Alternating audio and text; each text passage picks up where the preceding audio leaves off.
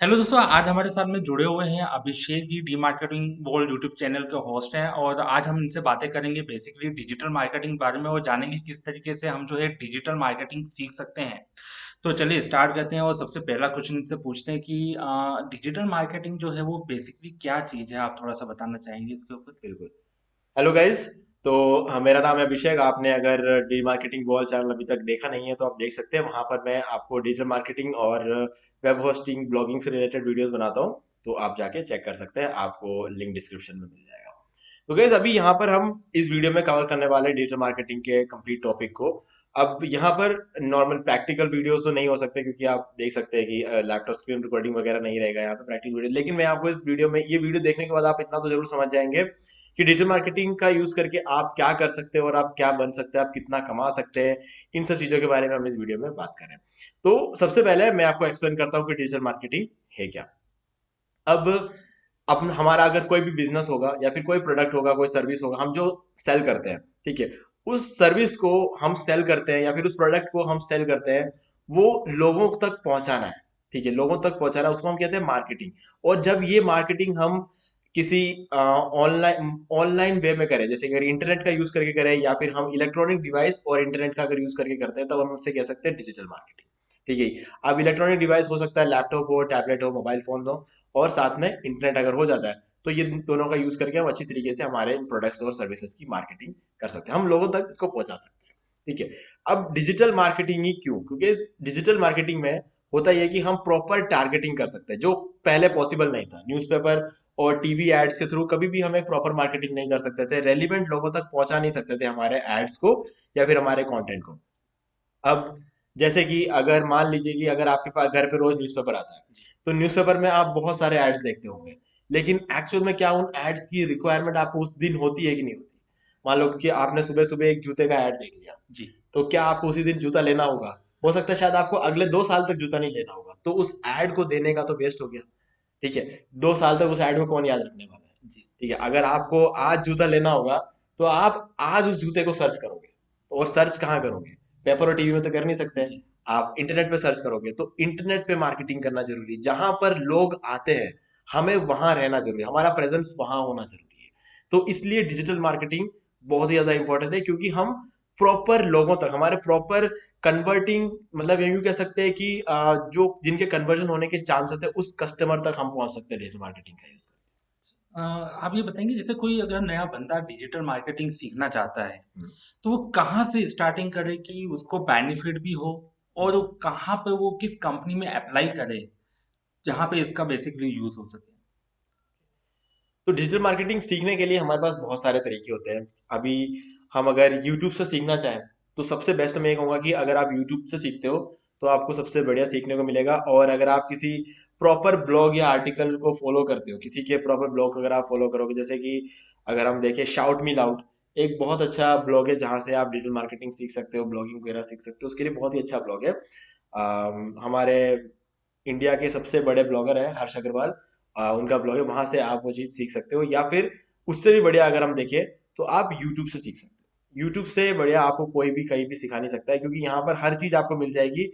और बहुत ही टैलेंटेड लोग हैं यूट्यूब पे, जिनको बहुत ज्यादा नॉलेज होता है, लेकिन वो सारी चीजें आपको एक जगह नहीं मिलेगी, आपको अलग अलग यूट्यूब चैनल से मिलेंगे। अगर आप किसी एक जने को फॉलो करोगे, तो जरूरी नहीं है कि आपको सब कुछ मिल जाए। लेकिन अगर आप प्रॉपरली सर्च करोगे, आप अच्छा खासा रिसर्च करोगे, अगर आपको सीखने की, अगर आपके अंदर चाह है, तो आप जो है सर्च करके यूट्यूब से बहुत सारी चीजें सीख सकते जी। बेसिकली क्या होता है कि जो न्यू कॉमर्स होते हैं, जो स्टूडेंट पास आउट होते हैं, वो चाहते हैं कि हम भी डिजिटल मार्केटिंग सीखें। तो जैसा आपने बताया कि आप यूट्यूब जो है वो बढ़िया साधन है हो। सीखने का। लेकिन बहुत सारी हमने देखा है कि जो अलग अलग जगह पे कोचिंग सेंटर भी खुले हुए हैं बिल्कुल। डिजिटल मार्केटिंग से रिलेटेड। तो कोई डिजिटल मार्केटिंग सेंटर 40,000 रुपये मांगता है, कोई 70,000 रुपये मांग लेता है। हम्म। तो अब ऐसे में कुछ जो होते हैं जो दे सकते हैं वो तो दे देंगे वहां पर सीखने के लिए। हम्म। तो क्या ये कोचिंग सेंटर बेसिकली होता है कि यार ना, कि वहां से हमको सर्टिफिकेट मिल जाता है कि हमने सीखा और सर्टिफिकेट हमको मिल जाएगा। बिल्कुल। तो अब इस सर्टिफिकेट का क्या यूज है, थोड़ा सा आप बताएंगे? क्या ये कोचिंग सेंटर जो सिखाते हैं हम्म। तो क्या उसमें कुछ बेनिफिट होता है जो इतने पैसे जो है लेते हैं? देखिए, हम एक कोचिंग सेंटर में इसलिए जाते हैं, क्योंकि हमें ऐसा लगता है कि हम प्रॉपरली वहां से सीख सकते हैं। ठीक है, सबको पता है कि यूट्यूब पे बहुत सारी चीजें हैं सीखने के लिए, और फिर भी लोग कोचिंग सेंटर्स में जाते हैं क्योंकि उन्हें लगता है कि एक proper step by step manner में वहां सिखाया जाएगा और उसके बाद उसको प्रैक्टिकली उनसे करवाया जाएगा। क्योंकि क्या होता है कि बहुत सारे जो लोग होते हैं वो एससीओ के जो टूल्स होते हैं उसका अफोर्ड नहीं कर पाते हैं, या फिर हम ये कह सकते हैं सबके पास वेबसाइट नहीं होगी प्रैक्टिस करने के लिए, और प्रोजेक्ट्स नहीं होंगे। अब लोग क्या है कि प्रोजेक्ट्स कहाँ से लाए प्रैक्टिस करने के लिए, लोग ये सोचते हैं कि प्रोजेक्ट्स हम कहाँ से ला सकते हैं, और तब ऐसे में लोग पहुंच जाते हैं इंस्टीट्यूट्स पर जिनके पास उनको लगता है कि प्रोजेक्ट्स होंगे, लेकिन ये असलियत नहीं होती, वहां पर उनके पास कोई प्रोजेक्ट नहीं होते हैं। वो भी ऐसे ही लोग होते हैं ज्यादातर, मैं ये नहीं कह रहा हूँ कि सभी इंस्टीट्यूट्स में ऐसा होता है, काफी सारे ऐसे इंस्टीट्यूट्स हैं जहां पर उनके पास प्रोजेक्ट्स भी होते हैं, लाइव प्रोजेक्ट्स में आपको सिखाया जाता है, वो सब होता है, लेकिन वो फिर उनकी जो फीस होगी वो 90,000 से लेके 1 लाख तक की होगी। आपका कंप्लीट कोर्स का जो फीस रहेगा जो 5-6 महीने तक चलेगा। अगर कोई आपको ये कह देता है कि 1 महीने में आपको डिजिटल मार्केटिंग सिखा देंगे या 2 महीने में आपको डिजिटल मार्केटिंग सिखा देंगे, वो भी वीकली क्लासेस होगी, मतलब सैटरडे संडे को क्लास होगी और कभी नहीं होगी, तो वो सब लोग आपको सिर्फ ठग रहे हैं, मतलब आपसे सिर्फ पैसा लेना चाहते हैं। डिजिटल मार्केटिंग एक ऐसी चीज नहीं है जो आप एक एक महीने में या 2 महीने में सीख लोगे, इसमें कम से कम आपको 6 महीने लगते हैं सिर्फ डिजिटल मार्केटिंग सीखने के लिए, नॉलेज लेने के लिए। अब उसको प्रैक्टिकली आप जो है जितना सीखोगे उतना कम है, आपको उसको जितना ज्यादा हो सके आपको प्रैक्टिस करते रहना है, और आप जितना प्रैक्टिस करोगे आपको हर रोज एक नई चीज सीखने को मिलेगी, और नई चीज आप अप्लाई करके देख पाओगे, आप उसके बाद उसको एनालाइज करना सीखोगे कि आपने जो आज किया है उसका क्या फर्क पड़ा है। ठीक है, हमने कई बार ये देखा होता है कि डिजिटल मार्केटिंग में हम कीवर्ड्स के पीछे बहुत रहते हैं कि मतलब इस कीवर्ड पे हमें रैंक करवाना है, लेकिन ये जो इंस्टीट्यूट्स होते हैं वो उनका खुद के कीवर्ड्स रैंक नहीं हो रहे होते, लेकिन वो आपको डिजिटल मार्केटिंग सिखाने का दावा करते हैं और वो आपको सर्टिफिकेट देते हैं। और सबसे ज्यादा दिक्कत तो यहाँ आती है कि लोग सर्टिफिकेट के लिए जाते हैं इंस्टीट्यूट के पास, और मैं बताऊं कि सर्टिफिकेट एक ऐसी चीज है जिसकी बिल्कुल भी वैल्यू नहीं होती मार्केट में। चाहे आप जॉब करने जाओ, चाहे आप खुद से कुछ स्टार्ट करने जाओ, आप सर्टिफिकेट का यूज करके कुछ भी नहीं कर सकते। अगर आपके पास स्किल्स है तो आप खुद से कुछ स्टार्ट कर सकते हो, और अगर आपके पास एक्सपीरियंस है तो आप जॉब कर सकते हो। और एक्सपीरियंस कब आएगा? जब आप लाइव प्रोजेक्ट्स पे काम करोगे, जी। और लाइव प्रोजेक्ट्स कहाँ से आएगा ये हमें पता ही नहीं है, तब हम फिर से फंस जाते हैं इन लोगों के चक्कर में। तो उससे बेटर ये रहेगा कि आप अपना खुद का एक ब्लॉग स्टार्ट कर लो, और उस ब्लॉग पे आप जो कुछ भी सीखते हो उसको जॉब पे, अपना जो ब्लॉग है उस पर आप अप्लाई कर सकते हो, और अपने खुद के कीवर्ड्स को रैंक करवाओ। और फिर अगर आपको लगता है कि आपको जॉब ही करना है, तब आप अपने खुद के ब्लॉग को रैंक जी। करवा के उसका एक्सपीरियंस लेके आप वहां पे अप्लाई कर सकते जी, जैसा आपने बोला कि जॉब में अप्लाई कर सकते हैं, हैं। बट कई बार होता है कि स्टूडेंट कर तो लेते हैं डिजिटल मार्केटिंग, भले ही अब कंपनी से सर्टिफिकेट भी ले लिया, हम्म, लेकिन जब वो कंपनी में ज्वाइन करने जाते हैं तो उनसे बोला जाता है कि आप एक्सपीरियंस लेके आइए। बिल्कुल। अब एक्सपीरियंस तो वो तभी लेंगे जब वो किसी जॉब में अप्लाई करेंगे। तो कहाँ से वो स्टार्ट करें कि उनको थोड़ा सा, हाँ, ऐसा पुश मिले या एक्सपीरियंस मिल जाए तो वो आगे जॉब में अप्लाई कर सकें? हाँ, ये चीज तो है क्योंकि ये चीज मैंने भी एक्सपीरियंस किया है। आज से 5-6 साल पहले अगर जब मैं डिजिटल मार्केटिंग की जॉब के लिए या एसईओ जॉब के लिए मैं अप्लाई करने के जाता था, तो वहां पे मुझसे भी ये पूछा जाता है कि आपने क्या कभी किसी कीवर्ड को रैंक करवाया है? ठीक है, अगर आपने कोई कीवर्ड को रैंक करवाया तो आप हमें बताएं, हम उसको वो फिर वो सर्च करके देखते थे कि वो रैंक हो रहा है कि नहीं हो रहा है। तो उस वक्त 5-6 साल पहले मेरे पास ऐसा कोई कीवर्ड नहीं था कि मैं उनको बता पाऊँ कि मैंने इसको रैंक करवा रखा है, क्योंकि 5-6 साल पहले मैंने इसको प्रैक्टिकली, मुझे डिजिटल मार्केटिंग का पूरा नॉलेज था, लेकिन अब वो मुझसे जो भी इंटरव्यू क्वेश्चंस पूछते थे हर एक चीज को मैं अच्छे तरीके से एक्सप्लेन कर देता था, लेकिन लास्ट में उनके पास ये क्वेश्चन होता था कि आपने क्या किसी कीवर्ड को रैंक करवाया? तो मैं कहता था कि नहीं, कीवर्ड को रैंक नहीं कराया। तो उस केस में उनको एक बहाना मिल जाता था कि वो मुझे या तो एज ए ट्रेनी रख लें, या फिर मुझे 10-12 हज़ार रुपए की सैलरी दे दें। और 10-12 हज़ार रुपए की सैलरी एक ऐसा अमाउंट होता है कि जिससे हमें हम डिसाइड नहीं कर पाते कि हम करें कि नहीं करें, क्योंकि काफी सारी कंपनीज ऐसी होती है जो 10-12 हज़ार रुपए की सैलरी हमें देती है और 2-3 महीने बाद हमारी सैलरी को डबल कर देती है। लेकिन काफी सारी कंपनीज ऐसी होती है जो 10-12 हज़ार की सैलरी को 1 साल तक खींचेगी और फिर 10% का इंक्रीमेंट करेंगी। तो हमें ये पहले से ही डिसाइड कर पाना बहुत मुश्किल होता है कि हम सही जगह जा रहे हैं कि नहीं जा रहे। तो अगर हमें शुरू में ही सही जगह जाना है तो हमारे पास एक्सपीरियंस होना चाहिए कि हमने किसी ना किसी कीवर्ड को रैंक कराया हुआ हो। तो अब वो कैसे करें? मतलब बिना जॉब के एक्सपीरियंस कहाँ से आएगा? जी। अब बिना जॉब के एक्सपीरियंस का यही तरीका होता है, आपको शुरू में थोड़ा तो इन्वेस्ट करना पड़ेगा। अगर आप डिजिटल मार्केटिंग के फील्ड में जाना ही चाह रहे हैं ना, आपने सोच लिया है कि मुझे डिजिटल मार्केटिंग के फील्ड में ही काम करना है, तो आपको कम से कम एक ब्लॉग तो क्रिएट करना चाहिए। और मैं ये कहता हूँ कि अगर आप ग्रेजुएशन कर रहे हो, अगर आप बीटेक कर रहे हो, या फिर आपने सोच लिया कि डिजिटल मार्केटिंग करना है, तो आपके पास एक ब्लॉग तो होना ही चाहिए। और उस ब्लॉग पे आपको कम से कम 20-25 आर्टिकल्स लिखे हुए होने चाहिए, और कोई ना एक आर्टिकल आपको किसी ना किसी कीवर्ड पे रैंक जरूर होगा, और जी। वो आप ले जाके बाद में जॉब के लिए अप्लाई कर सकते हो। उस कीवर्ड को आपको बताना है और उससे आपको जॉब मिल जाएगी, और शुरू में ही आपको अच्छी खासी सैलरी मिल जाएगी, कम से कम 25 से 30 हजार की सैलरी आपको मिल जाएगी, सिर्फ और सिर्फ इस बेसिस पे कि आपने एक कीवर्ड को रैंक कराया है। तो ये बहुत ज्यादा important अच्छा, डिजिटल मार्केटिंग के अंदर कौन-सी ऐसी चीज़ें हैं, जो बेसिकली मार्केटिंग के अंदर यूज़ की जाती हैं? जैसे कोई बंदा अगर सीखना चाहता है, जैसे आपने बताया कि वेबसाइट के लिए हमको होस्टिंग या डोमेन की ज़रूरत पड़ती है, तो वो कुछ ना कुछ अपने को परचेज़ करना पड़ता है उसमें। अब ऐसे में कुछ लोग ऐसे भी होते हैं कि जो मतलब एक तरीके से फ्री में एक बार भाई होता है ना कि यार एक बार फ्री में हम स्टार्ट कर लें, है। पैसा अपन बाद में लगा लेंगे। तो बिल्कुल। ऐसा कोई तरीका है कि फ्री में थोड़ा हो जाए कि हाँ, हम फ्री में एक बार स्टार्ट कर लें? कोई ऐसा कुछ तरीका मार्केटिंग करने का या सीखने का? ठीक है, देखिए, फ्री में तरीके तो होते हैं, फ्री में तरीके होते हैं, लेकिन सोचने की बात यह है कि क्या वो फ्री का तरीका हमें रिजल्ट देगा कि नहीं देगा, क्योंकि हमारा टाइम बहुत वैल्यूबल है। जी, ठीक है, अगर मैं आज की बात करूं तो आज की डेट में हमारे पास जो सबसे बढ़िया फ्री ऑप्शन है वो है ब्लॉगर, जो कि गूगल का ही प्रोडक्ट है।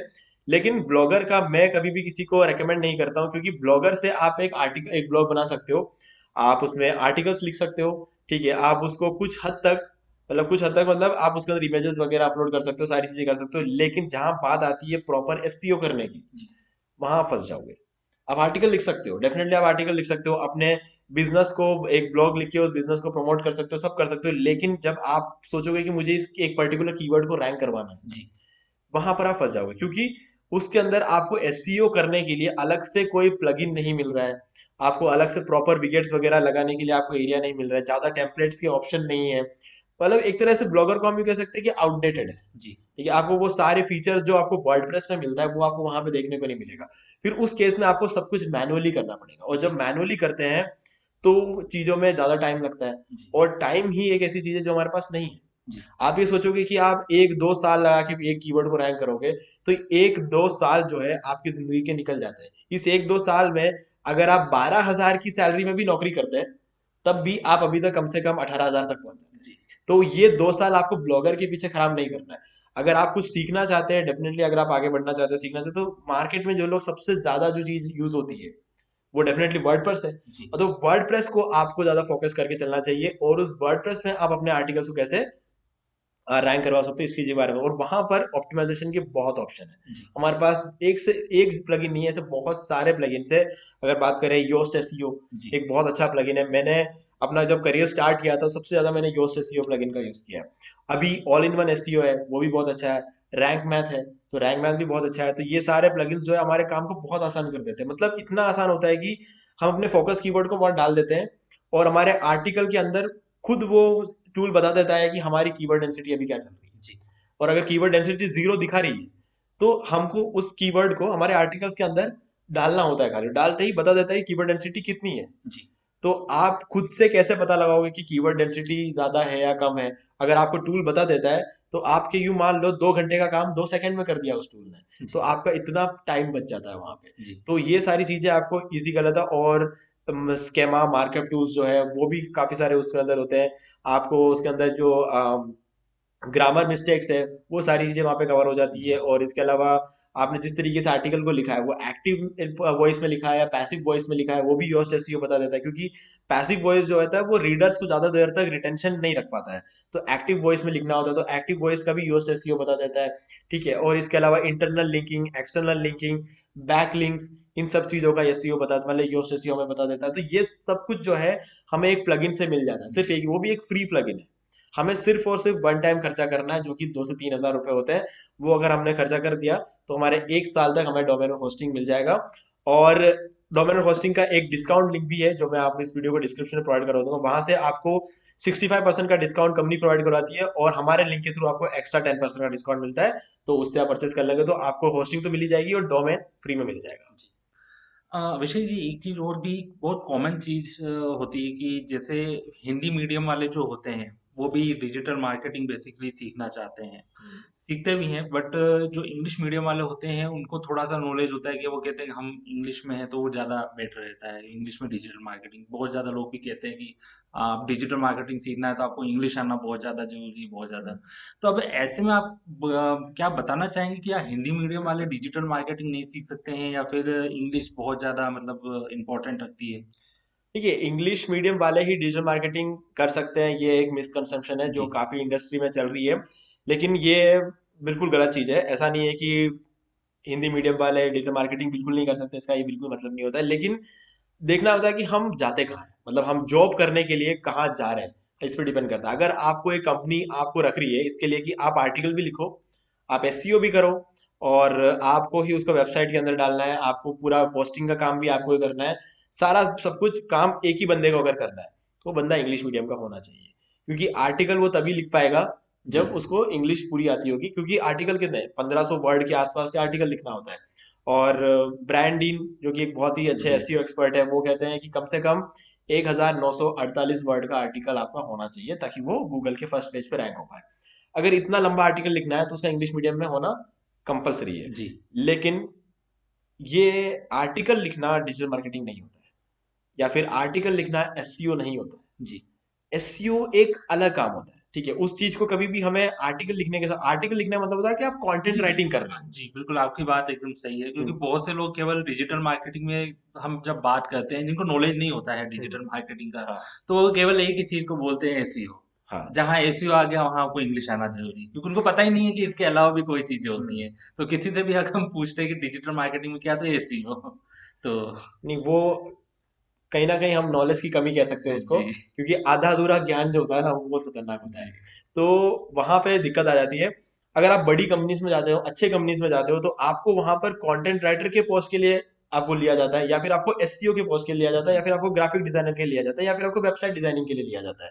और एससीएम के लिए अलग एप्लीकेशन लाते हैं, और एसएमएम के लिए अलग आते हैं, एसएमओ के लिए अलग आते हैं। मतलब एक पूरी टीम होती है डिजिटल मार्केटिंग करने के लिए, एक बंदा नहीं होता है जो सारे काम करता हो। जी। तो ऐसे केस में इंग्लिश सिर्फ और सिर्फ कंटेंट राइटिंग में आनी चाहिए। और कंटेंट राइटर कंटेंट लिखता है, और उसके बाद जो सेकंड प्रोसेस होता है उसे हम कहते हैं प्रूफ रीडिंग। जी। प्रूफ रीडिंग वाला जो बंदा होता है उसका भी इंग्लिश आना जरूरी होता है, क्योंकि वो उसके अंदर गलतियां निकालता है। जी। ठीक है, उसका आर्टिकल के अंदर वो गलतियां निकालता है, तो उसके लिए भी इंग्लिश आना जरूरी होता है। लेकिन उसके आगे का जो भी प्रोसेस है उसमें इंग्लिश बिल्कुल जरूरत नहीं है। एससीओ में तो मैं कहता हूँ कि रिक्वायरमेंट नहीं है इंग्लिश की। आपको प्रॉपर तरीके से एससीओ के रूल्स पता होने चाहिए। आपको white hat SCO, grey hat SCO, black hat SCO, ये सब चीजें, हालांकि ब्लैक हैट एससीओ कहते हैं कि करना नहीं चाहिए, लेकिन मार्केट में ब्लैक हैट एसईओ किए बिना कोई आगे बढ़ता नहीं है। जी। ठीक है, फिर वो उसको एक नाम दे देते हैं ग्रे हैट एसईओ, जो कि जी। इसके बीच में काम करता है। लेकिन एक्चुअल में जो रियलिटी ये है कि कहीं ना कहीं ब्लैक हैट एसईओ वहां पे हो रहा है। ठीक है, तो इन सब चीजों का प्रॉपर नॉलेज होना चाहिए, और अगर हम कहीं कुछ गलत चीज कर रहे हैं तो हम कितना गलत कर रहे हैं इसका भी प्रॉपर अंदाजा होना चाहिए। वो ही एक एसईओ एक्सपर्ट होता जी। है। ठीक है, पेनाल्टी मिले बिना काम करना, वहां जाके कहीं ना कहीं आज के डेट में रैंक हो पाती है। और फिर भी एसईओ आज के डेट में बहुत मुश्किल है, क्योंकि अगर हम बात करें कि अमेजोन जैसी एक साइट है, उसके साथ हमें compete करना है, तो अगले 10 साल तक अगर हम एसईओ करेंगे तब भी हम इसको compete नहीं कर पाएंगे, क्योंकि जी। कोई चांस ही नहीं है, कोई हमारा मतलब बिल्कुल कोई चांस ही नहीं बनता है उधर, क्योंकि इतना पैसा लगाया अमेजोन ने उस साइट के ऊपर। लाखों करोड़ों के ऐड एक महीने में अमेजोन चलाता है, तो इतना ट्रैफिक अमेजोन पे आ रहा है, तो उसको हम कभी भी उसके साथ हम compete नहीं कर सकते। तो इसलिए हम सिर्फ और सिर्फ एसईओ करके तो अमेजोन से आगे नहीं बढ़ सकते। तो ये चीजें रहती है हमेशा। तो हमें ये देखना है कि इंग्लिश मीडियम का इतना कोई मैटर नहीं रहता है। आपको सिर्फ काम आना चाहिए, काम में आप अच्छा अगर अच्छे हो तो आप कंटेंट राइटिंग को छोड़ के बाकी सब कुछ कर सकते विषय जी, जैसा अभी आपने बताया कि जो डिजिटल मार्केटिंग सीखना चाहता है तो वो यूट्यूब से जुड़ सकता है। अब हैं। आप जानते हैं कि यूट्यूब जो है वो सेकंड नंबर पे आता है। हम्म। तो क्या यूट्यूब से भी मतलब कोई अगर बंदा सीखना चाहता है डिजिटल मार्केटिंग, हम्म। तो किस तरीके से वो यूट्यूब का यूज करके डिजिटल मार्केटिंग कर सकता है बेसिकली? देखिए, अगर आपने सुना होगा नाम अलेक्सा रैंकिंग का, जी। तो अलेक्सा रैंकिंग में यूट्यूब सेकंड नंबर पे आता है। जी। सेकंड रैंक यूट्यूब का है, फर्स्ट रैंक गूगल का है।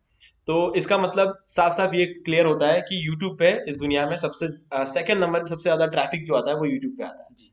तो ऑनलाइन प्रेजेंस सबसे ज्यादा यूट्यूब पे रहती, गूगल की रहती है, और उसके बाद यूट्यूब पे। तो अगर हमने एक वेबसाइट बना लिया है गूगल के लिए, तो हमारा सेकंड जो काम होना चाहिए वो यूट्यूब के लिए होना जी। चाहिए। तो हमारी मार्केटिंग हमें शुरू करनी है एक तो गूगल से, और गूगल के बाद हमारा जो सेकंड पर्पस रहेगा वो रहता है कि हम यूट्यूब पे अपना प्रेजेंस बनाएं। ठीक है, तो यूट्यूब के थ्रू हम वीडियोस बना सकते हैं। अब जैसे हम आर्टिकल्स लिखते हैं, वो हम क्या करते हैं, हमारे ब्लॉग पे लिखते हैं, और उस ब्लॉग को हम रैंक करवाने की कोशिश करते हैं गूगल पे। क्यों? क्योंकि गूगल पे सबसे ज्यादा लोग आते हैं। उसके बाद उन्हीं आर्टिकल्स को हम कन्वर्ट कर सकते हैं वीडियोस में। तो अब उस वीडियो को कन्वर्ट करने के लिए दो तरीके होते हैं, या तो हम खुद से सामने आके उन चीजों को एक्सप्लेन करें, या फिर हम, अगर मान लो कि हमारा कोई प्रोडक्ट रिव्यू रहता है, तो हम उस प्रोडक्ट को अनबॉक्सिंग करके रिव्यू करके हम बता सकते हैं। या फिर अगर आप कुछ एजुकेशनल कंटेंट बना रहे हैं तो आप एजुकेशन सिखा सकते हैं। और अगर आपसे ये कुछ भी नहीं होता है, अगर आपको लगता है कि हाँ कैमरा के सामने आने में शर्म आती है, सब कुछ दिक्कत रहती है, तो हम पीपीटीज बना सकते हैं, और उस पीपीटीज को वॉइस देकर हम उसे वीडियो में कन्वर्ट कर सकते हैं। हमें सामने आने की भी जरूरत है, फेस दिखाने की जरूरत नहीं होती, कहने का मतलब। तो ये भी ऑप्शन है, और इसका यूज करके हम अपना यूट्यूब पे जो ट्रैफिक आता है उसको भी हम अपने ट्रैफिक उस ट्रैफिक को भी हम अपने वेबसाइट पे भेज सकते हैं, और इस तरीके से हमारा।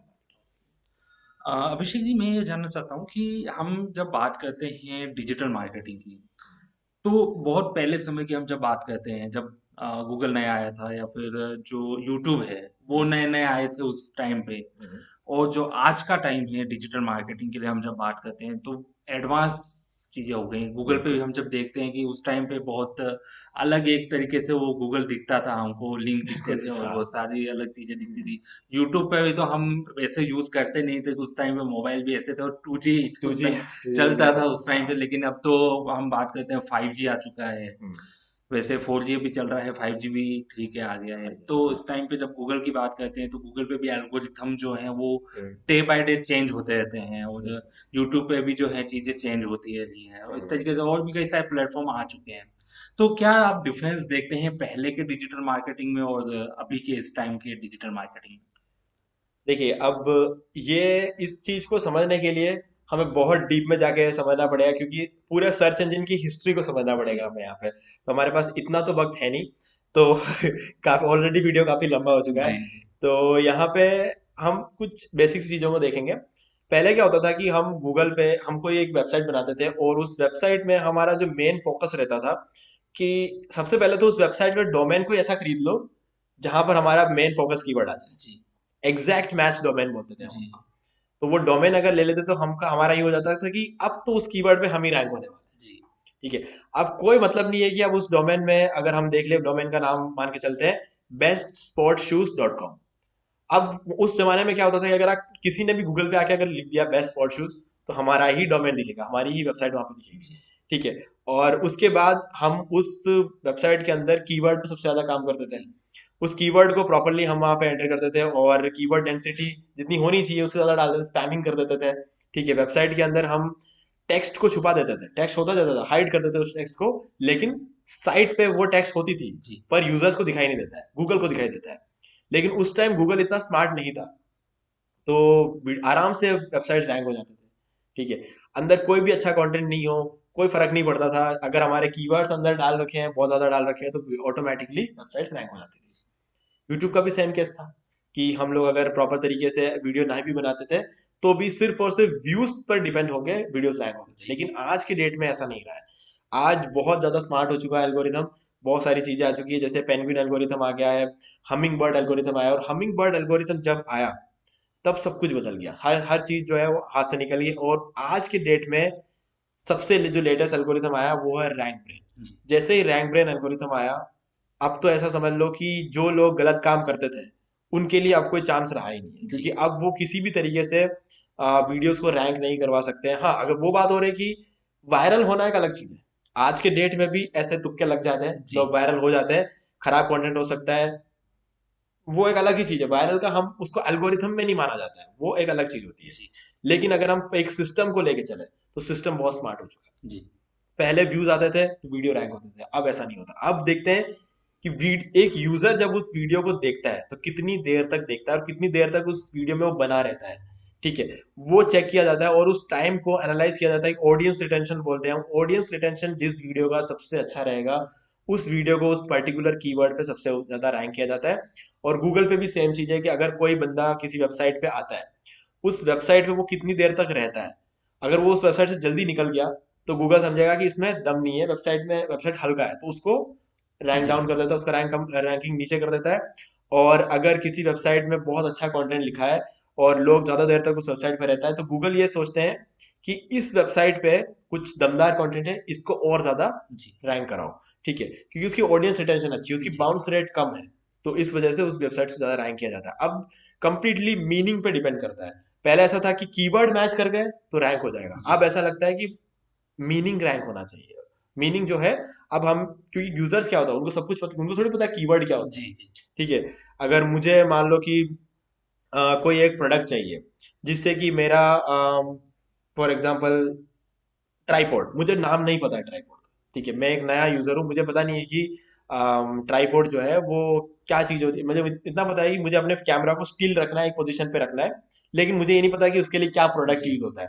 तो मैं ट्राइपॉड तो सर्च नहीं करूंगा, मैं तो ये सर्च करूंगा ना कि how to record my videos more perfectly, ऐसा सर्च करूंगा। तो मेरे सामने गूगल खुद ही ट्राइपॉड सजेस्ट करना जी शुरू कर देगा, ट्राइपॉड वाले वेबसाइट्स को लेके आएगा। जी और क्योंकि गूगल ने पढ़ लिया कि मेरे दिमाग में क्या चल रहा है, मेरे जी को चाहिए क्या है, वो गूगल ने समझ, वो कैसे समझ, वो मेरे दिमाग को पढ़ रहा है और दूसरे वेबसाइट्स के अंदर से मेरे लिखी हुई चीजों का मीनिंग निकाल रहा है, जी मीनिंग निकाल के मुझे ट्राइपॉड तक पहुंचा रहा है।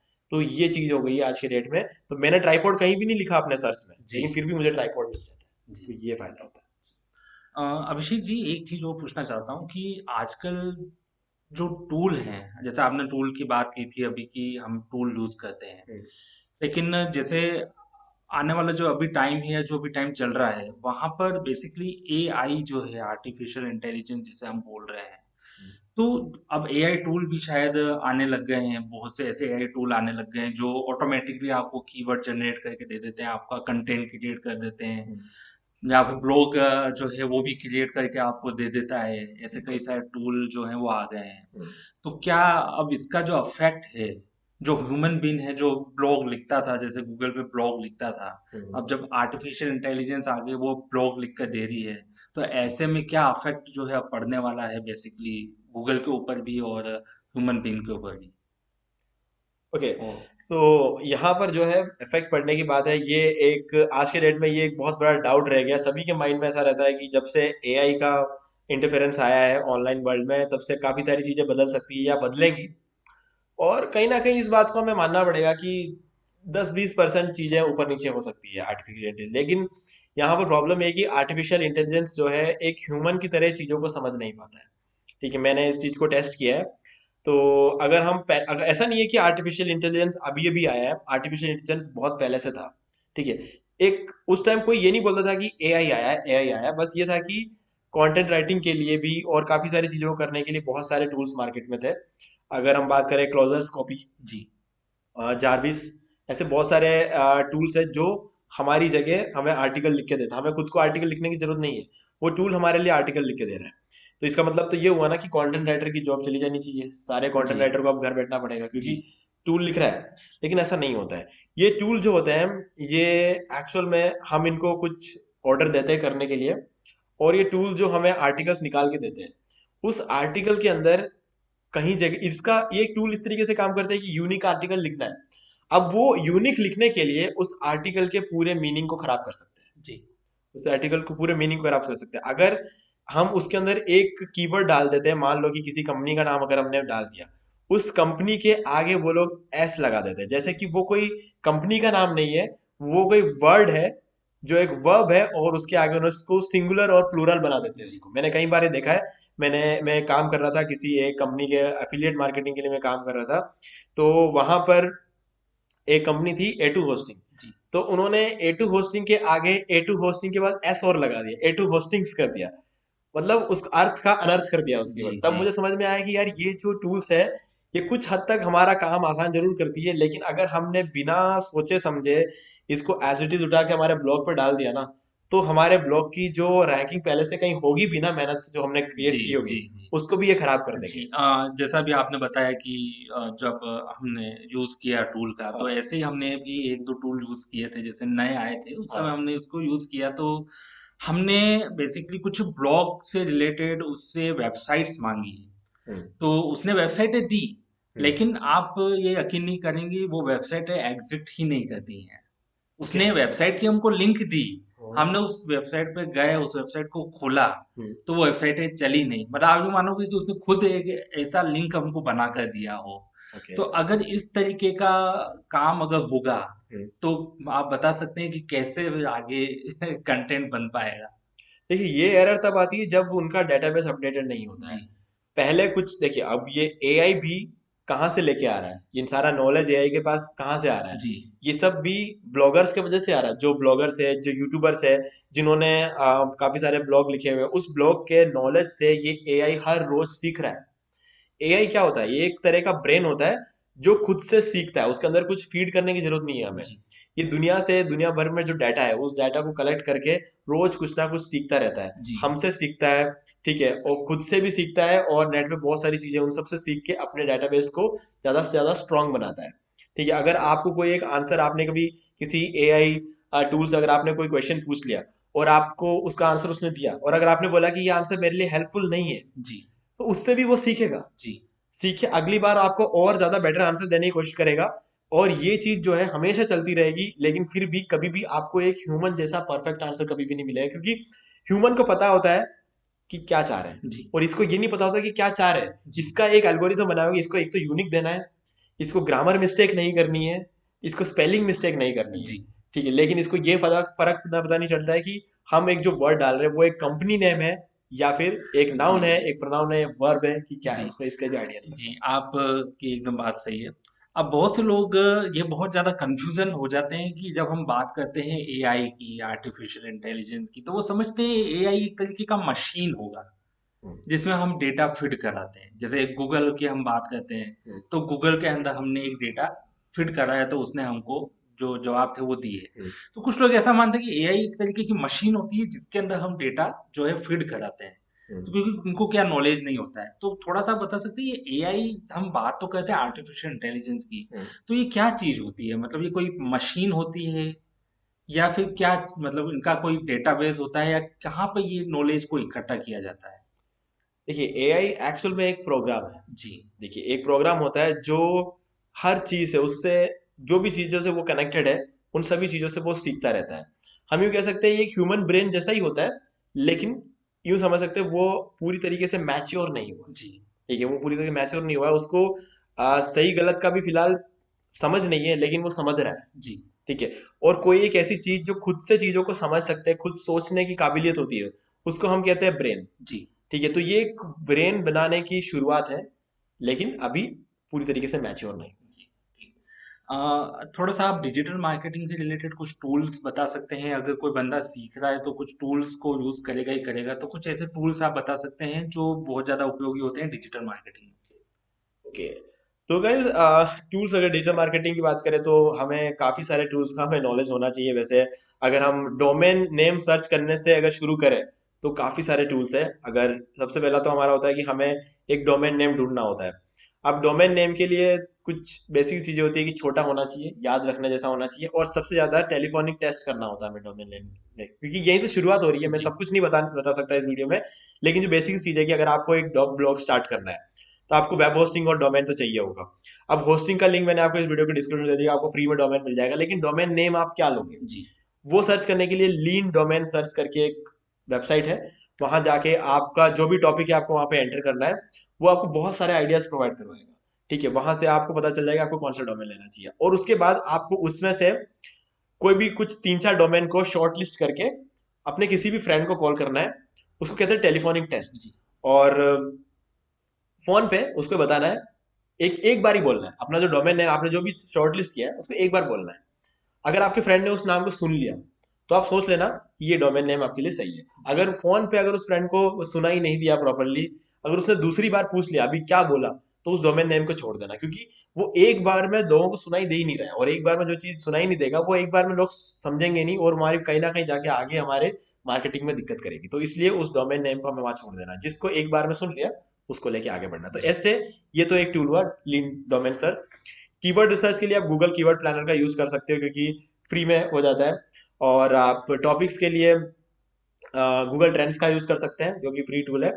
लेकिन मैं सजेस्ट करूंगा कि आप, अगर आप थोड़ा सा ऊपर जाना चाहते हो, थोड़ा खर्चा करने में इंटरेस्टेड है, तो एस सी एम रश एक बहुत ही अच्छा टूल है। उसका डिस्काउंट लिंक भी हमारे पास है, तो इस वीडियो के डिस्क्रिप्शन में उसका लिंक प्रोवाइड करवा देंगे, तो उस लिंक के थ्रू आप जाके परचेस करोगे तो आपको अच्छा खासा डिस्काउंट मिलेगा। उस टूल से आप सब कुछ कर सकते हो। जी। आप कीवर्ड रिसर्च कर सकते हो, सोशल मीडिया मार्केटिंग के लिए प्लानिंग कर सकते हो, और कौन से कीवर्ड पे कौन सा कॉम्पिटिटर किस कीवर्ड को टारगेट करके ऐड रन कर रहा है, कितना खर्च कर रहा है, कौन से कंट्री में किसकी सीपीसी कितनी है, आप अगर इस कीवर्ड पे ऐड रन करोगे तो आपको कितना पैसा लगने वाला है, इस सब का एक आपको आइडिया मिल जाता है वहां जी। से। और मैं ये भी कहूंगा, चाहे फ्री टूल हो, फ्री टूल पे तो बिल्कुल ट्रस्ट नहीं कर सकते, लेकिन चाहे पे टूल भी हो ना, जी। आप शुरू अगर आप एक बिगिनर हो तो आप उसको ट्रस्ट करके चलो, लेकिन अगर आपने 4-5 साल काम कर लिया ना, तो उसके बाद आप किसी पेड टूल पर भी पूरी तरीके से आंख बंद करके भरोसा नहीं कर सकते। ठीक है, बिगिनर के लिए हर चीज सही है क्योंकि वो बिगिनर है, जी। लेकिन जब हम एडवांस लेवल पहुंच जाते हैं तो हमें टूल्स का हेल्प तो लेना ही चाहिए, लेकिन उसके बाद जो शॉर्ट लिस्टेड कीवर्ड होते हैं उसको हमें खुद से मैनुअली भी गूगल सर्च करके देखना चाहिए कि ये कीवर्ड जो है इस पर कौन कितना रैंक कर रहा है, एक्चुअल में जो रिजल्ट हमें दिखा रहा है वो एक्चुअल में है भी कि नहीं, जी। हमें चेक करना चाहिए एक जी। बार। अभी जैसे हमने बात की थी कि एआई जो बेसिकली हम डिजिटल मार्केटिंग के अंदर भी यूज कर सकते हैं, तो ऐसे में अब एआई टूल भी आएंगे। हम्म। तो क्या एआई टूल को यूज करना, मतलब आपको क्या लगता है, यूज किया जाना चाहिए या फिर नहीं किया जाना चाहिए? क्योंकि जो टूल पहले चल रहे थे हम्म। तो उनमें एआई बहुत ज्यादा कम थी, लेकिन अब तो ऐसे टूल आ गए जो डायरेक्टली एआई के ऊपर ही बेस्ड होते हैं। तो क्या इन टूल को यूज करना मतलब डिजिटल मार्केटिंग में सही है या फिर नहीं? देखिए, ये डिपेंड करता है कि हमारा पर्पस क्या है। ठीक है, यहाँ पर बहुत सारे फैक्टर्स है जो कि हमें सोचना पड़ेगा, क्योंकि अगर आप सोचोगे कि आप ब्लॉग लिखने के लिए एआई टूल का यूज करोगे, और उसके थ्रू आप, जैसे नॉर्मली हमें एक ब्लॉग लिखने में एक दिन लग जाएगा, अगर आप 2000 वर्ड का एक ब्लॉग लिखोगे तो पूरा दिन लग जाता है जी। हमें उस ब्लॉग को लिखने के लिए। और कोई एक्सपीरियंस बंदा होगा, तो जैसे कि अगर मैं अपनी बात करूँ तो मैं एक दिन में 3 आर्टिकल लिख लेता हूँ, अगर 2000 वर्ड के होंगे तो। लेकिन अगर आप बिगिनर है तो आपको इतना आपसे हो नहीं पाएगा, आप मुश्किल से एक आर्टिकल लिख लोगे। जी। अगर आप में बैठने की, इतनी इतनी देर बैठने की आपकी क्षमता है तो हो सकता है, जी। नहीं तो पॉसिबल नहीं है। लेकिन ये टूल क्या करेंगे, आपको एक ही दिन में 15-20 आर्टिकल लिख के दे जी। देंगे। ठीक है, 15-20 आर्टिकल क्या, उससे भी ज्यादा लिखवा सकते हो, वो डिपेंड करता है कि आपने कितना बड़ा प्लान ले रखा है। जी। तो अब गूगल एडसेंस ये बोलता है कि आपका ब्लॉग जो है, अप्लाई करने से पहले 25 आर्टिकल्स चाहिए, हजार हजार वर्ड के। अगर इतने होता है वो अप्रूव कर देगा। तो आप क्या करोगे, 25 आर्टिकल तो एक ही दिन में लिख दोगे, जी। और उसके बाद एक ही दिन में हम उसको गूगल एडसेंस पे अप्लाई कर देंगे। तो आपका जो डोमेन रहेगा वो तो एक ही दिन का हुआ है, जी। डोमेन एक ही दिन का हुआ है, और साइट को बिल्कुल टाइम नहीं हुआ है। साइट की कोई रेलिवेंसी नहीं है, डोमेन ऑथोरिटी नहीं है, पेज ऑथोरिटी नहीं है, बैकलिंक्स नहीं है, कुछ भी नहीं है, आपने आर्टिकल लिख दिया है एक ही दिन के अंदर अंदर, और आप एडसेंस पे अप्लाई करोगे। जब वो गूगल के पास जब वो आर्टिकल जाएगा, गूगल को पता चल जाएगा कि ये एक मशीन ने लिखा है, एक जी। ह्यूमन ने नहीं लिखा है। और ये तो एक प्रॉपर, वो हमेशा गूगल हमेशा मीनिंग के हिसाब से सोचता है। जी। वो कभी ये नहीं सोचता है कि हजार वर्ड लिखे हैं, ठीक है, या फिर हजार वर्ड में वैल्यू प्रोवाइड हो रही है कि नहीं हो रही, ये सब चीजें गूगल देखता है। जी। वो ये नहीं देखता है कि आपने 25 आर्टिकल एक दिन में लिख दिया, वो आपके लिए अचीवमेंट हो सकता है, गूगल के लिए वो एक अचीवमेंट नहीं है। जी। गूगल ये देखता है कि क्या यूजर को फायदा होगा, और यूजर को अगर फायदा तब होगा जब खुद एक यूजर उसको लिखेगा। जी। यूजर कभी, मशीन अलग तरीके से सोचता है, यूजर अलग तरीके से सोचता है। तो उसको ये पता चल जाएगा कि ये यूजर ने नहीं लिखा है, ये एक मशीन ने लिखा जी। है। अब ये डिपेंड करता है गूगल पे कि गूगल इसको मोनेटाइज करेगा कि नहीं करेगा। जी। अगर गूगल ने बोल दिया कि हम आर्टिफिशियल इंटेलिजेंस से लिखे हुए टेक्स्ट को हम मोनेटाइज नहीं कर सकते, तो फिर आपका सब वेस्ट है। जी। आपने उस टूल को खरीदा क्यों, क्योंकि आप, ताकि आप आर्टिकल लिख पाए, और उस आर्टिकल को लिखने के बाद अगर आपको गूगल मोनेटाइज ही नहीं करवा रहा है, तो आपका सारा सब कुछ वेस्ट है। अगर आप ये सोच के लिखते हो कि आपके बिजनेस को प्रमोट करने के लिए, तब भी आपको डिपेंड करना पड़ेगा गूगल पे। जी। गूगल ने अगर ये सोच लिया कि मैं चैट जीपीटी या जो एआई से लिखे हुए जितने भी आर्टिकल्स है, इनको मैं रैंक कराऊंगा ही नहीं, मैं उसको पेनाल्टी दे दूंगा, तो दे देगा वो, हम कुछ नहीं कर सकते इसमें। जी। जी। ठीक है, तो अब उस केस में क्या है कि हमें कोई फायदा नहीं होने वाला इस टूल से, जी। कुल मिला के देखा जाए तो टोटल वेस्ट है, टाइम और मनी दोनों का वेस्ट है ये टूल। ठीक है, डिपेंड करता, और अगर गूगल से अगर compete करने लग गए तो ये खुद भी नहीं चल पाएंगे, क्योंकि इनको भी तो नॉलेज गूगल से ही मिल रहा है ना, गूगल में जितने सारे ब्लॉग्स है, उन ब्लॉग्स से ही तो इनको भी नॉलेज मिल रहा है, उसी नॉलेज के डेटाबेस से ही तो ये भी हमें आंसर दे रहे हैं। जी। तो कुल मिला के ओवरऑल सब कुछ गूगल पे डिपेंडेंट है। तो जी। गूगल आज के डेट में जो प्राइमरी ऑब्जेक्ट है वो गूगल है, जी। तो उसके बिना कुछ हो नहीं सकता। तो गूगल में अगर हमने एआई का यूज किया तो गूगल पकड़ लेगा। जी। ठीक है, लेकिन वो बात हो रहा अच्छा। है कि अगर हम कहीं और कर सकते हैं इसका यूज, किसी और तरीके से हमारा पीपीटी वगैरह बनाने के लिए अगर हम जी। इसका यूज करते हैं, तो डेफिनेटली ये एक अच्छा यूज हो जी। सकता है इसका। जैसा आपने बोला कि गूगल पे अपन एआई को अगर इस्तेमाल करते हैं तो वो पकड़ लेगा। हम्म। अभी थोड़े दिन पहले ही एक न्यूज़ आई थी जहाँ पर बताया था कि जो चैट जीपीटी नाम का एक टूल है, हम्म। उसने बिंग जो माइक्रोसॉफ्ट का जो बेसिकली जो वो ब्राउज़र है उसके हम्म। साथ इंटीग्रेट किया। तो अब ऐसे में गूगल से भी ये न्यूज़ आ रही थी कि वो भी अपना कुछ ऐसा कुछ चैट वाला सिस्टम जो है उसमें लाने वाला है। हम्म। तो ऐसे में अब आपको क्या लगता है कि जो हम सर्चिंग वगैरह जो करते थे गूगल पे, तो हम्म। वो क्या थोड़ा चेंज हो जाएगा या फिर वो लाना सही है उसमें? या फिर उससे डिजिटल मार्केटिंग थोड़ी और आसान हो जाएगी? देखिए, आसान होने का तो हमें देखना पड़ेगा, क्योंकि ये तो अभी बैठ के प्रेडिक्ट कर पाना बहुत मुश्किल है, क्योंकि अभी देखा जाए तो सर्वर से कनेक्टेड ही नहीं है, इंटरनेट से कनेक्टेड नहीं है। जी, तो उस वक्त अगर हम इस चीज को प्रेडिक्ट करने बैठ जाएंगे तो मैं कहीं ना कहीं लगता है कि हमें प्रेडिक्ट करना नहीं चाहिए, क्योंकि हमें इस चीज का ज्यादा आइडिया नहीं है, क्योंकि अभी सिर्फ मार्केट में आया है। इसको अगर हम बहुत बड़ी चीज मान लेंगे आज के डेट में, तो वो भी शायद मेरे हिसाब से गलत है, जी, क्योंकि टेस्टेड और प्रूवन नहीं है ये। ठीक है, अगर हम इसको ये सोचते हैं कि फ्यूचर में कुछ बदलाव ला सकता है, शायद ला सकता है, शायद ला जी, सकता है, हम कह नहीं सकते। लेकिन फिलहाल अभी तक जो चीजें मैं देख रहा हूँ, जो रिजल्ट्स मैंने एक्सपीरियंस किया है, तो मुझे लग रहा है कोई खास दम है नहीं। ठीक है, हमारे कुछ काम को आसान जरूर कर देता है। यूं समझ लो कि हमें एक शॉर्टकट मिल गई, चीजों जी, को करने का एक जी, शॉर्टकट मिल जी, गया। लेकिन शॉर्टकट हमेशा सही हो ये जरूरी नहीं है। एक छोटा सा ग्लिच अगर उसके अंदर आ गया ना, तो उसके बाद बहुत सारे बिजनेस का बहुत बड़ा नुकसान हो सकता है, क्योंकि जो चीज ह्यूमन करता है, ह्यूमन सालों की मेहनत से वो चीज अचीव कर पाया है, अगर उस ह्यूमन को रिप्लेस करके अगर एक दिन हमने चैट जीपीटी को एकदम से अगर हम डाल देते हैं, और उस वजह से एक छोटा सा ग्लिच भी हो गया, मान लो कि गूगल जैसी कंपनी या फिर एक बहुत बड़ी कंपनी 1 घंटे के लिए भी बंद हुई ना, उनका सर्वर अगर 1 घंटे के लिए भी साइट नहीं चली, तो करोड़ों का नुकसान होता है। तो बड़ी बड़ी कंपनीज भी इसका यूज करते वक्त बहुत बात सोचेगी, क्योंकि अगर 1-2 घंटे के लिए भी अमेजोन जैसी साइट बंद हुई, तो करोड़ों अरबों का नुकसान हो सकता है। तो इसलिए कहीं ना कहीं जब तक ये हम पूरी तरीके से इसको टेस्ट नहीं कर लेते, लाखों करोड़ों बार इसका जब तक टेस्टिंग टेस्टिंग नहीं होगी, तब तक हम इसके बारे में ज्यादा कुछ बोल नहीं सकते। जी। अब हम आपसे रिक्वेस्ट करेंगे, आप हमारे दोस्तों को आपकी तरफ से कुछ डिजिटल मार्केटिंग की टिप्स वगैरह अगर आप देना चाहते हैं, तो वो आप बता सकते हैं। गाइस, डिजिटल मार्केटिंग तो मैं ये कहूंगा कि सबसे अच्छा तरीका ये है कि आप उसको सीखो एक बार। सीखने के साथ साथ जो कुछ भी आप सीखते हो, उसको अपने ब्लॉग पे अप्लाई करो। अप्लाई करने के बाद जो रिजल्ट आपको मिलता है, उस रिजल्ट को एनालाइज करो। आपको लगता है कि कुछ रिजल्ट नहीं आया, तो आप अपनी गलती को उससे जी, समझो कि क्या करने पर मुझे कुछ रिजल्ट नहीं मिला, उसमें कुछ वेरिएशंस करो। वेरिएशंस करने के बाद आपको थोड़ा सा बेटर रिजल्ट मिल सकता है। थोड़ा सा बेटर रिजल्ट जब आपको मिलेगा, तब उसको भी एनालाइज करो कि क्या करने पर इस बार मुझे बेटर रिजल्ट मिला, तो उस चीज को ज्यादा करो। जी, ठीक है, और जिस चीज से रिजल्ट नहीं आ रहा है उसको कम करो। मतलब अगर आप पहले 5 घंटे डिजिटल मार्केटिंग करते थे, और आपको एसईओ करने से आपको रिजल्ट मिला है, एड चलाने से आपको रिजल्ट नहीं मिला है, तो एड चलाने के लिए अब आप 1 घंटा निकालो, 4 घंटे आप एसईओ करने पे निकालो। जी, ठीक है, क्योंकि एसईओ से रिजल्ट मिल रहा है ना। जी, तो अब मान लो कि एड चलाने से आपको रिजल्ट मिल रहा है, तो अब एसईओ पर टाइम कम देके एड चलाने पे ज्यादा फोकस करो, जी, एड को ज्यादा अच्छे तरीके से ऑप्टिमाइज करने की कोशिश करो। कभी कभी हम इंडिया में ऐड चलाते हैं, हमें रिजल्ट नहीं मिलता है, लेकिन हम जब यूएस में ऐड चलाते हैं, हमें रिजल्ट मिल जाता है। जी, तो आप ज्यादा पैसा यूएस के लिए बचा के रखो। ठीक है, आपको ये देखना पड़ेगा कि कितना खर्चा आपने पहले इंडिया में किया था, कितना खर्चा आपने यूएस में किया, कितना प्रॉफिट आपको इंडिया में बना, कितना प्रॉफिट आपको यूएस में बना। इन चीजों को आपको एनालाइज करना पड़ेगा, कहाँ आपको ज्यादा अच्छा रिजल्ट मिल रहा है। जी, उस रिजल्ट को देखो, फिर अपने काम करने के तरीके को बदलो। फिर वापस सीजन बदलते रहेंगे।